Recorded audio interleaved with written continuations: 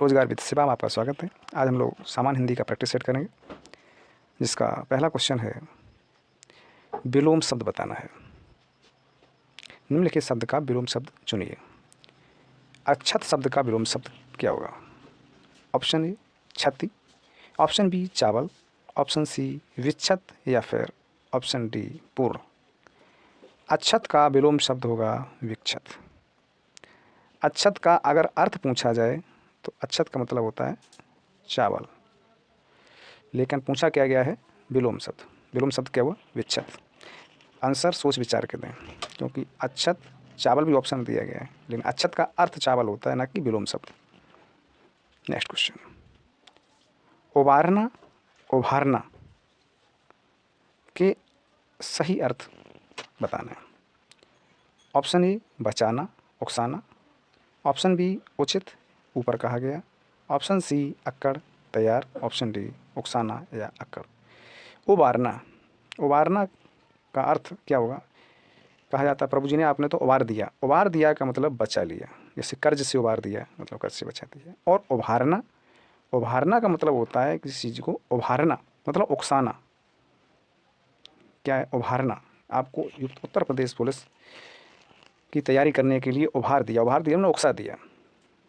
तो इसका सही आंसर ऑप्शन ए बचाना और उकसाना, यह अर्थ होगा उबारना और उभारना का।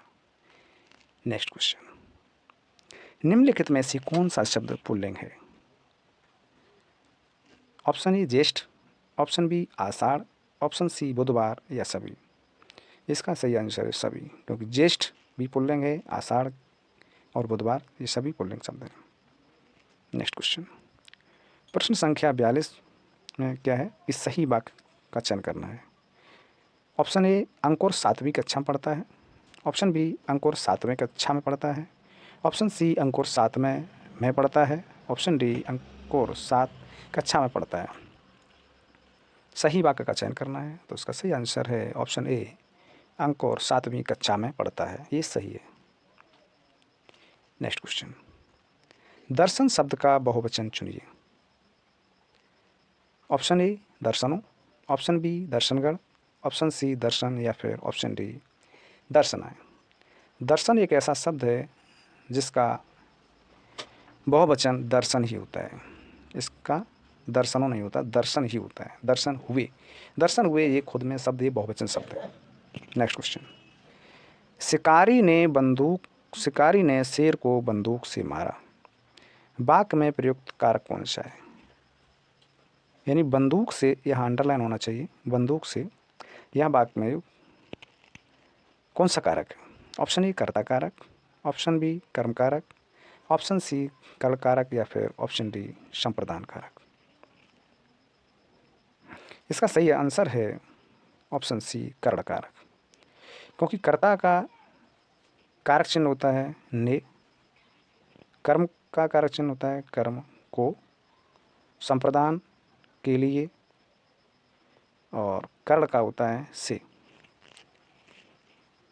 बंदूक से मारा, जो से शब्द है ये किसका है? कर्ण कारक का चिन्ह है।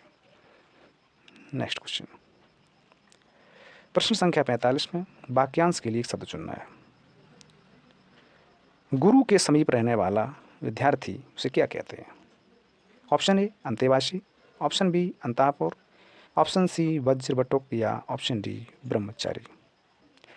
इसका सही आंसर है अंतेवासी। अंतेवासी, गुरु के समीप रहने वाला क्या कहते हैं उसको? अंतेवासी। और अंतापुर किसे कहते हैं? जहाँ घर का जो भीतरी भाग होता है, जहाँ रानियाँ रहती हैं, स्त्रियाँ रहती हैं, उसे बोलते हैं अंतापुर। लेकिन पूछा क्या है? गुरु को समीप रहने वाला, तो इसका सही आंसर होगा अंतेवासी। नेक्स्ट क्वेश्चन, रस के मुख्य रूप से कितने अंग होते हैं? सभी को पता होगा। ऑप्शन ए 3 अंग, ऑप्शन बी 4 अंग, ऑप्शन सी 5 अंग या फिर ऑप्शन डी 6 अंग। रस के कितने अंग होते हैं? इसके अंग होते हैं 4। कौन कौन से? रस के होते हैं नंबर 1 भाव, दूसरा विभाव, तीसरा अनुभाव और चौथा होता है संचारी भाव। संचारी भाव। भाव, विभाव, अनुभाव और संचारी भाव, ये 4 अंग माने जाते हैं। इस प्रकार सही आंसर ऑप्शन बी 4 अंग। नेक्स्ट क्वेश्चन, छंद के संगठक तत्वों की संख्या कितनी है? अब छंद के बारे में पूछ लिया। छंद के कितने तत्व हैं? Option A 4, option B 5, option C 6 या ऑप्शन बी 8। इसका सही आंसर है ऑप्शन डी 8। 8 कौन कौन से होते हैं?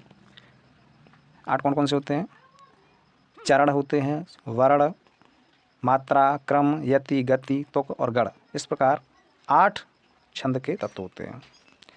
नेक्स्ट क्वेश्चन, अंगीठी का तत्सम शब्द बहुत पूछा जाता है। अंगीठी शब्द का, एक अंगीठी और एक अंगूठी में डिफरेंस यहाँ पूछा गया। अंगीठी, अंगीठी शब्द का तत्सम ऑप्शन ए अग्निका, ऑप्शन बी अनिष्टिका, ऑप्शन सी अग्निष्ठिका या फिर ऑप्शन डी अग्निष्ठिकी। इसका सही आंसर है ऑप्शन सी अग्निष्ठिका।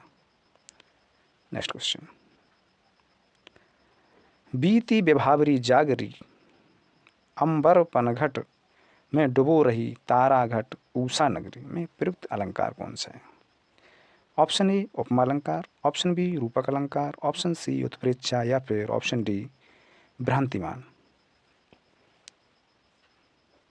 इसमें क्या है कि यहाँ पर अंबर और पनघट, अंबर पनघट है, तारा घाट और ऊषा नगरी। यहाँ क्या है कि उपमेय और उपमान एक जैसे हो गए, दोनों में कोई डिफरेंस नहीं रहा है। उपमेय और उपमान में कोई डिफरेंस जब नहीं रहता है तो कौन सा अलंकार होता है? वहाँ होता है रूपक अलंकार। तो इसका सही आंसर है ऑप्शन बी रूपक अलंकार। नेक्स्ट क्वेश्चन, निम्नलिखित में से कौन सा शब्द तत्सम नहीं है, यानी कि तद्भव है? ऑप्शन ए आँख, ऑप्शन बी नयन, ऑप्शन सी नेय या फिर ऑप्शन डी दृग। तत्सम नहीं है यानी तद्भव है, तो इसका सही आंसर है आँख, क्योंकि नेय और दृग, नयन, ये सब किसके हैं? आँख के तत्सम रूप हैं। नयन है, दृग, लेकिन आँख जो है तत्सम नहीं है, तद्भव है। अक्षी भी कह सकते हैं, अक्षी भी तत्सम रूप होता है। नेक्स्ट क्वेश्चन, कविता कौमुदी भाग 2 के रचनाकार कौन है? जो कौमुदी है कविता, इसके रचनाकार कौन है? Option A Pandit Ram Naresh Tripathi, option B Babu Shyam Sundar Das, option C Shiv Singh Sengar या फिर ऑप्शन डी रामचंद्र शुक्ल। इसका सही आंसर है राम नरेश त्रिपाठी जी। नेक्स्ट क्वेश्चन, निम्नलिखित में से कौन सा गुणवाचक विशेषण नहीं है? ऑप्शन ए टिकाऊ, option B Gujarati, option C प्रत्येक या फिर ऑप्शन डी लंबा। गुणवाचक विशेषण गुजराती, वह गुजराती है, विशेषण है, वह बहुत लंबा है, वह बहुत टिकाऊ है। ये सब कैसे हैं? गुणवाचक विशेषण है। लेकिन प्रत्येक प्रत्येक शब्द है जो वो गुणवाचक विशेषण नहीं है। नेक्स्ट क्वेश्चन, मुझे किस प्रकार का सर्वनाम है? ऑप्शन ए उत्तम पुरुष, ऑप्शन बी मध्यम पुरुष, ऑप्शन सी अन्य पुरुष, या इनमें से कोई नहीं। मुझे कैसा सर्वनाम है? तो इसका सही आंसर क्या है? ऑप्शन ए उत्तम पुरुष। उत्तम पुरुष सर्वनाम मैं, मुझे, हम, मैंने, मेरा, हमारा, मुझे, क्या सब उत्तम पुरुष में आते हैं। तुम, तुम्हारा, तुमको, ये आते हैं मध्यम पुरुष में। ठीक। और अन्य पुरुष में वह, यह, वे, क्या है ये सब? वह क्या है? अन्य पुरुष में चला जाएगा। वह, वे, क्या है सब? ये अन्य पुरुष में है। लेकिन उत्तम पुरुष में मैं, मुझे, उत्तम पुरुष में आ जाएगा। नेक्स्ट क्वेश्चन, अध्यापक ने लड़के को पीटा वाक्य किस प्रकार की क्रिया का उदाहरण है? ऑप्शन ए सकर्मक क्रिया, ऑप्शन बी अकर्मक क्रिया, ऑप्शन सी प्रेरणार्थक क्रिया या फिर ऑप्शन डी द्विकर्मक क्रिया। अध्यापक ने क्या किया? लड़के को पीटा। लड़का क्या है? कर्म। तो यहाँ सीधी सी है, जब कर्म, तो इसका सही है सकर्मक क्रिया होगी। ऑप्शन ए सकर्मक क्रिया, क्योंकि पीटने के कार्य का फल लड़के पर पड़ रहा है, तो कौन सा होगा? सकर्मक क्रिया होगी। नेक्स्ट क्वेश्चन, अभ्यस्त। अभ्यस्त का पर्यायवाची कौन सा है? ऑप्शन ए परिश्रमी, ऑप्शन बी तेजस्वी, ऑप्शन सी आदि या फिर ऑप्शन डी मेधावी। अभ्यस्त का मतलब होता है बहुत, वो अभ्यस्त है, अभ्यस्त का मतलब आदि हो चुका है। नेक्स्ट क्वेश्चन, वह पढ़ रहा है में कौन सा काल है? ऑप्शन ए सामान्य वर्तमान, ऑप्शन बी संदिग्ध वर्तमान, ऑप्शन सी अपूर्ण वर्तमान या फिर ऑप्शन डी सामान्य भविष्य।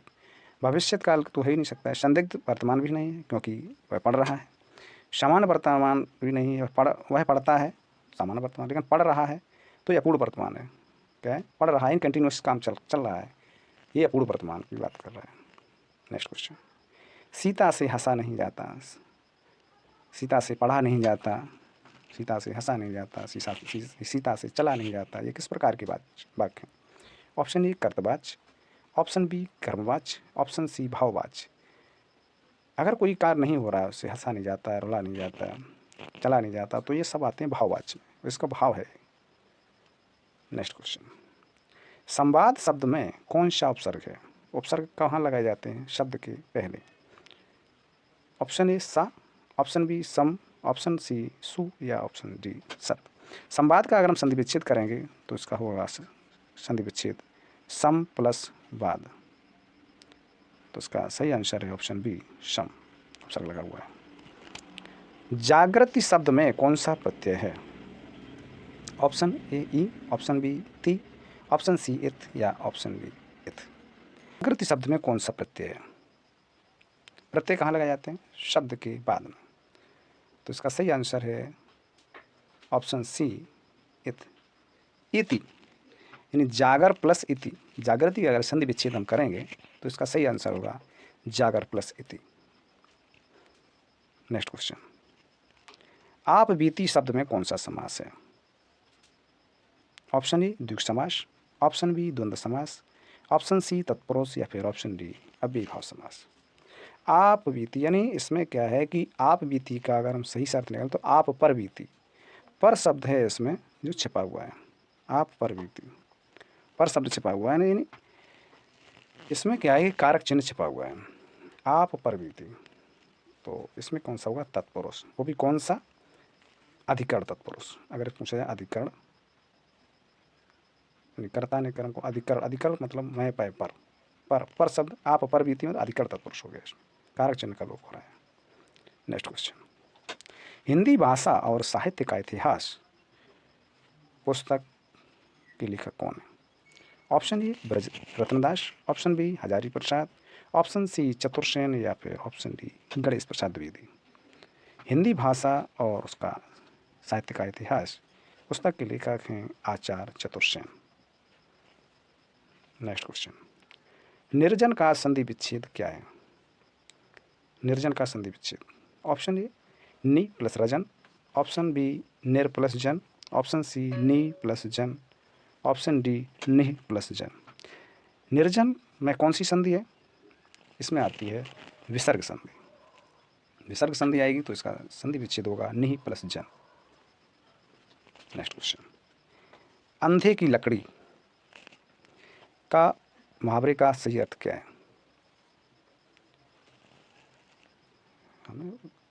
अंधे की लकड़ी मुहावरे का अर्थ क्या है? ऑप्शन ए बहुत कमज़ोर होना, ऑप्शन बी एकमात्र सहारा, ऑप्शन सी बिल्कुल असमर्थ होना या फिर ऑप्शन डी किसी अंधे व्यक्ति की छड़ी। अंधे की लकड़ी मतलब एकमात्र सहारा होना। नेक्स्ट क्वेश्चन, एक पंथ दो काज कहावत का सही अर्थ क्या है? ऑप्शन ए किसी चीज़ के अनेक चाहने वाले, एक साथ दो काम होना, ऑप्शन सी एक रास्ते में दो काम करना, ऑप्शन डी उपरोक्त में से कोई नहीं। एक पंथ दो काज का मतलब है एक साथ दो काम होना, एक पंथ दो काज माने एक साथ दो काम हो गए, ऑप्शन बी सही था। नेक्स्ट क्वेश्चन, नवरत्न पुस्तक के लेखक कौन है? Option A Ramchandra Shukla, option B Hazari Prasad Dwivedi ji, option C Bharatendu Harishchandra या फिर ऑप्शन डी श्याम बिहारी मित्र, सुखदेव बिहारी मिश्र। नवरत्न पुस्तक के लेखक कौन हैं? इसके हैं श्याम बिहारी मित्र और सुखदेव बिहारी मिश्र, दोनों भाई हैं, श्याम बिहारी मित्र और सुखदेव बिहारी मिश्र। हुआ क्या था कि वर्ष 1910 में ये पुस्तक प्रकाशित हुई थी 1910 में आई थी, नवरत्न पुस्तक, श्याम बिहारी मिश्र के और सुखदेव बिहारी मिश्र के द्वारा रचित। बहुत अच्छी पुस्तक है नवरत्न पुस्तक। नेक्स्ट क्वेश्चन, दो बार हो गया। निम्नलिखित में से कौन सा शब्द पय शब्द का अनेकार्थक नहीं है? बहुत अच्छा क्वेश्चन है। पय, पय के पर्यायवाची पूछे जाते हैं। यह अनेकार्थिक शब्द नहीं है और 3 होंगे, 1 नहीं होगा इसमें। जल, ऑप्शन बी दूध, ऑप्शन सी तालाब या ऑप्शन डी अन्न। पय शब्द के कौन कौन से अर्थ हैं? जल भी है, बिल्कुल सही है, जल है, दूध है, अन्न है, लेकिन तालाब नहीं है, तड़ागा। ये तालाब शब्द पय शब्द का अनेकार्थी नहीं है। नेक्स्ट क्वेश्चन, अकाल में सारस रचना के लिए केदारनाथ सिंह को किस पुरस्कार से सम्मानित किया गया? अकाल में सारस बहुत अच्छी कृति है। अकाल में सारस केदारनाथ सिंह को किस पुरस्कार से सम्मानित किया गया? ऑप्शन ए व्यास सम्मान से, ऑप्शन बी साहित्य अकेडमी पुरस्कार से, ऑप्शन सी ज्ञानपीठ पुरस्कार से, या इनमें से कोई नहीं। केदारनाथ सिंह को ज्ञानपीठ पुरस्कार से सम्मानित किया गया और ये ज्ञानपीठ पुरस्कार कब दिया गया था? 2013 में दिया गया था, अकाल में सारस के लिए। नेक्स्ट क्वेश्चन, छे, त्र, ज्ञ और स्रा किस प्रकार के व्यंजन हैं? ऑप्शन ए ऊष्म व्यंजन, ऑप्शन बी उच्छिष्ट व्यंजन, ऑप्शन सी संयुक्त व्यंजन या ऑप्शन डी अनुनासिक व्यंजन। बताइए ये कैसे व्यंजन है? ये संयुक्त व्यंजन है। ये क्वेश्चन इससे जरूर आएगा। कैसे? ये पूछा जाएगा जैसे 6 क्षेत्री किससे मिलकर बना होता है? इसका अर्थ है आधा का प्लस मूर्धन्य सा, इसको मूर्धन्य सा बोलते हैं। उसके बाद आता है त्रा, त्रा बनता है आधा ता प्लस रा, और ज्ञा ज्ञानी बनता है जा, आधा जा होता है इसमें प्लस ज्ञा, और स्रा बनता है किससे? कौन सा सा? तालूसा को ऐसे लिखा है तालूसा, ये तालूसा होता है, आधा तालूसा प्लस रा, स्रा। तो ये क्वेश्चन से जरूर आएगा। क्षेत्र ज्ञा स्रा कैसे हैं? ये संयुक्त व्यंजन है। ऊष्म व्यंजन कौन कौन से होते हैं? ऊष्म व्यंजन होते हैं सा, तीनों सा, तालु, मूर्धन और दंत सा, तीनों सा होते हैं ऊष्म। उच्छिष्ट डा और ढा, डा और ढा ये होते हैं उच्छिष्ट व्यंजन। अनुनासिक जो नाक से बोले जाते हैं अनुनासिक व्यंजन होते हैं। चलते हैं नेक्स्ट प्रश्न की ओर। प्लीज़ चैनल को लाइक, शेयर और सब्सक्राइब करना ना भूलें। नेक्स्ट क्वेश्चन और अंतिम क्वेश्चन है, हिंदी शब्द किसका दिया हुआ है? हिंदी शब्द खुद का अपना हिंदी का शब्द नहीं है। बड़ा संयोग की बात है कि अपना हिंदी का शब्द हिंदी का नहीं है। किसने दिया है? ऑप्शन ए आर्यों ने, ऑप्शन बी ईरानियों ने, ऑप्शन सी यूनानियों द्वारा, या फिर ऑप्शन डी तुर्कों द्वारा। बताइए। हिंदी शब्द जो दिया है वो ईरानियों ने दिया। इसका सही आंसर है ईरानी, यानी भाषा जो हिंदी है वो कैसा है? ईरानी शब्द है, ईरानी भाषा का शब्द है। हिंदी शब्द भी ईरानी भाषा का शब्द है। ईरानियों ने कैसे दिया कि जब ईरानी अपने हिंदुस्तान में प्रवेश किए तो सिंधु नदी पड़ती है ऊपर जम्मू कश्मीर और पाकिस्तान के बीच में, सिंधु नदी। तो सिंधु नदी के इस साइड वाला क्षेत्र था, तो उसको बोलते थे, सिंधु नहीं कह पाते थे, वो हिंद कहते थे। हिंद से हिंदुस्तान बना और भाषा बोली हिंदी। तो इस प्रकार ईरानियों के दिया हुआ शब्द हमारा ये हिंदुस्तान हिंद शब्द है, जो हिंदी शब्द है, वो किसके द्वारा दिया गया? ईरानियों के द्वारा। Thanks for watching. सभी को बेस्ट ऑफ लक। चैनल को सभी लोग लाइक, शेयर एंड सब्सक्राइब कर लें।